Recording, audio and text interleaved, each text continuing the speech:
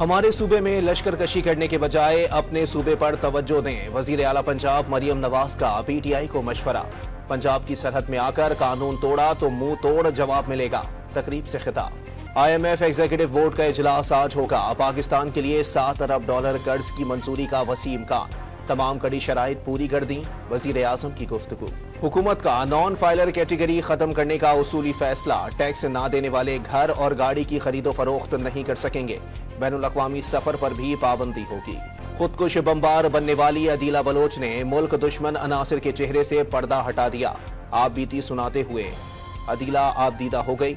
नौजवानों को बहकावे में ना आने का मशवरा। कोयटा में मशरिकी बाईपास पर पुलिस मोबाइल के करीब धमाका। पुलिस एहलकारों समेत 12 शहरी जख्मी हो गए। मुल्जिमान की गिरफ्तारी के लिए पुलिस का सर्च ऑपरेशन। इलेक्शन कमीशन में मखसूस नशिस्तों के मामले पर 7वां इजलास जारी। मखसूस नशिस्तों पर सुप्रीम कोर्ट फैसले के अमल दरामद पर गौर। इलेक्शन कमीशन के 6 इजलास किसी नतीजे पर पहुंचे बगैर खत्म हो गए। पीटीआई ने Lahore high court Rawalpindi bench में जलसे की इजाजत के लिए दरखास्त दायर कर दी। डिप्टी कमिश्नर ने ताहाल NOC जारी नहीं किया। दरखास्त में शिकवा। 190 मिलियन पाउंड रेफरेंस की समात। इस्लामाबाद की एहतसाब अदालत ने वकील सफाई को नैब तफ्तीशी ऑफिसर पर जिरा मुकम्मल करने का आखिरी मौका दे दिया। आसिफ अली जरदारी और नवाज शरीफ के खिलाफ तोशाखाना गाड़ियों का रेफरेंस चलेगा या नहीं। इस्लामाबाद की एहतसाब अदालत ने फैसला महफूज कर लिया। 14 अक्टूबर को सुनाया जाएगा। खैरपुर में कौमी शाहरा पर 2 हादसात में 3 अफराद जान से गए। मोटरसाइकिल पर ट्रक उलटने से मां और बेटा जाँ बहक।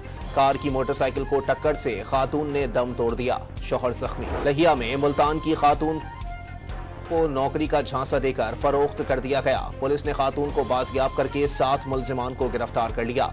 मुल्जिमान ने ज्यादती का निशाना भी बनाया।